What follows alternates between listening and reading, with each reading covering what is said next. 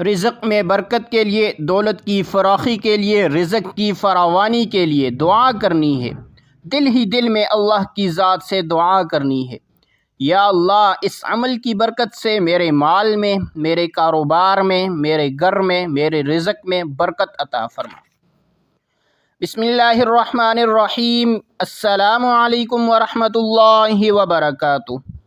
معزز سامعین کرام، امید کرتا ہوں کہ آپ تمام دوست احباب خیر و عافیت کے ساتھ ہوں گے، اور اللہ رب العزت کی بارگاہ میں دعا گو ہوں کہ اللہ رب العزت آپ کو خیر و عافیت اور سلامتی کے ساتھ رکھے۔ معزز سامعین کرام، رمضان المبارک کی یکم تاریخ کا نہایت ہی مجرب، پاورفل اور پرتاثیر عمل لے کر حاضر ہوا ہوں، جو آپ کی نسلوں میں بھی رزق کی کمی نہیں ہونے دے گا، آپ کی ذات سے بھی رزق کبھی کم نہیں ہوگا، اور آپ کی نسلوں سے بھی رزق ختم نہیں ہوگا۔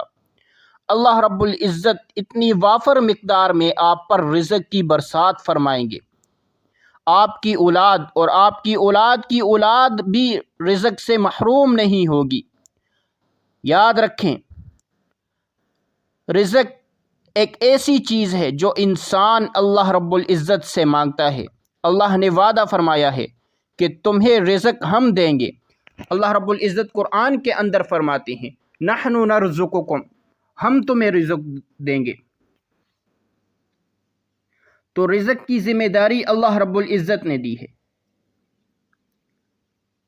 آج آپ دیکھ لیں کہ بندہ کسی کی ذمہ داری لیتا ہے، کوئی بندہ کسی کی ذمہ داری لیتا ہے، لوگ اس پر یقین کرتے ہیں کہ یہ مشہور آدمی ہے، یہ بڑا آدمی ہے، اس نے میری ذمہ داری لی ہے کہ میں تمہارا یہ کام کروں گا، اس بندے نے میری ذمہ داری لی ہے، یہ بڑا ہی مشہور آدمی ہے، یہ بڑا ہی یقین کرنے والا آدمی ہے، یہ بندے کے کام کو کرتا ہے۔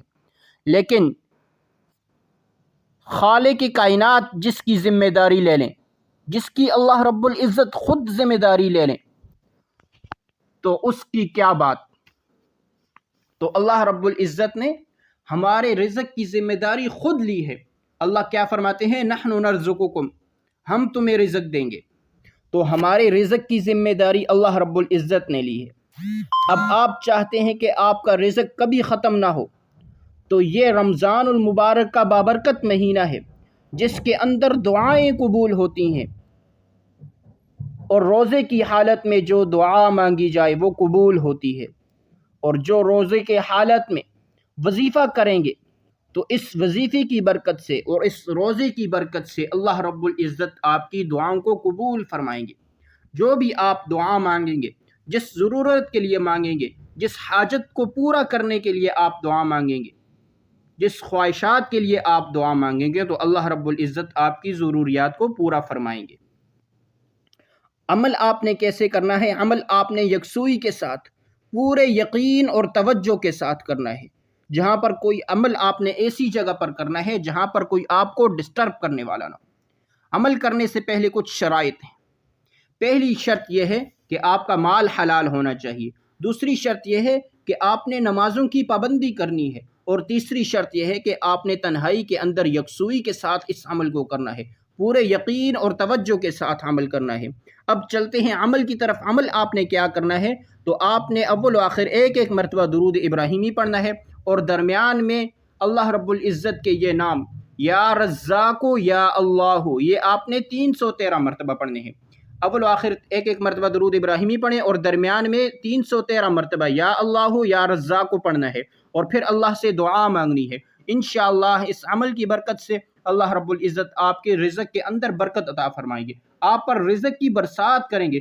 ایسی جگہ سے آپ کو رزق ملے گا جہاں سے آپ کا وہم و گمان بھی نہیں ہوگا۔ تو یہ رمضان المبارک کا مہینہ ہے، اس کے اندر اللہ رب العزت سے خوب مانگیں، خوب دعائیں کریں۔ انشاءاللہ اللہ رب العزت آپ کی دعاؤں کو قبول فرمائیں گے۔ جو آپ دعا مانگیں گے اللہ رب العزت اسے قبول فرمائیں گے۔ تو خوب آپ نے دعا کرنی ہے۔ تو یہ تھی آج کی ہماری ویڈیو۔ اگر آپ کو ہماری ویڈیو پسند آئے، ویڈیو کو لائک کریں اور ثواب کی نیت سے صدقہ جاریہ سمجھ کر شیئر کریں۔